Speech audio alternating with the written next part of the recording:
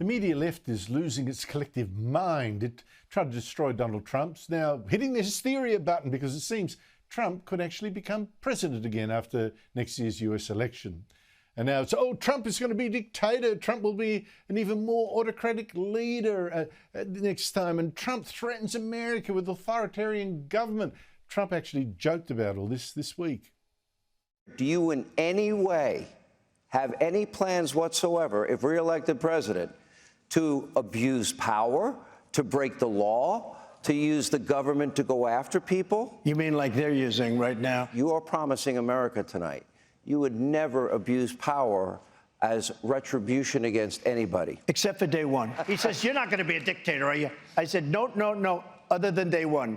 We're closing the border, and we're drilling. After that, I'm not a dictator. I mean, he's freaking again. Look at the headlines. Trump admitted he's going to be a dictator. I mean, are these people nuts?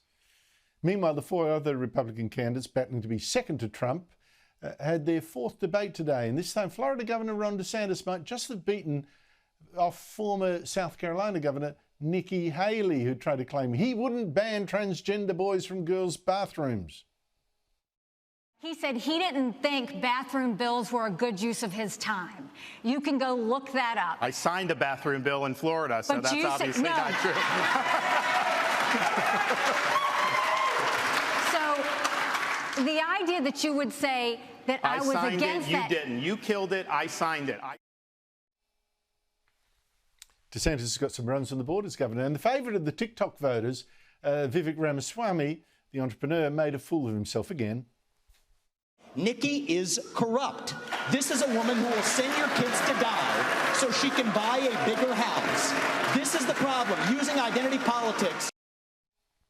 Donkey. Joining me is John Hinderaker of the Powerline blog and president of the Centre of the American Experiment. John Hinderaker, great to see you again. Thanks for coming on.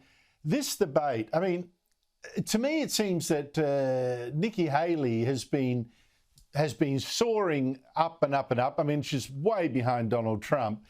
But that Vivek Ramaswamy, who's sort of hit with the TikTok crowd, holding up a sign, you know, Nikki Haley's corrupt and all that. What's going on with this debate? Is this one where everyone's getting muddy in the gutter, or is this just helping Nikki Haley? Andrew, it was a wild night. There's just four candidates left on the stage, and they're all pretty good. And tonight, they were going at it hard. Nikki Haley has been gaining endorsements, rising in the polls. She was a big target tonight. I thought on the whole, Ron DeSantis probably had the best night. But you're right, Ramaswamy, he just can't help himself. You know, he's a very smart guy. He's popular with young conservatives, but he goes too far. And he got booed several times tonight. He called Nikki Haley corrupt, which is over the top, insinuated that she's not intelligent. You know, he just can't quite restrain himself. But I thought it was a very interesting night. And in my view, Ron DeSantis probably had the best night.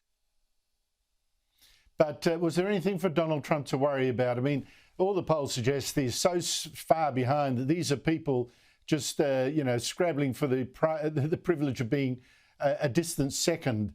Is it more than that here? Well, I think so, Andrew. I certainly hope so. I mean, Donald Trump obviously is the elephant who wasn't in the room, right? He has not been participating in these debates. He's ahead in the polls. Chris Christie is running really for the sole purpose of bashing Donald Trump. He was back at it tonight. The thing I would say about this, Andrew, is that no one has voted yet. We do not select our presidential nominees with polls. You have to actually turn out and vote, and so far nobody has done that. The first voting will be in the Iowa caucuses next month. You can't poll the Iowa caucuses. You know, it can't be done.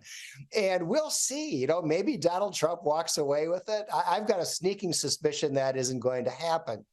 And if somebody else like DeSantis or Haley actually wins the Iowa caucuses, then I think it's a brand new ball game. Then I think people stop talking about the polls and start talking about the votes. And then the next primary is New Hampshire.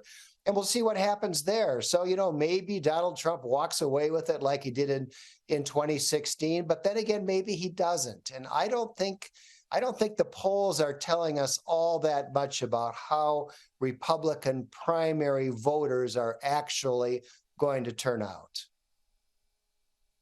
Now, John Hinderaker, let's talk about this elephant that wasn't in the room, Donald Trump. Now, he, again, hogged the attention by doing a one-on-one with Sean Hannity and Fox News, where it drives me nuts. All these pundits, in the media left saying, "Oh, Donald Trump's a dictator. He's going to be a dictator. It's terrible." Adolf Hitler, with orange hair.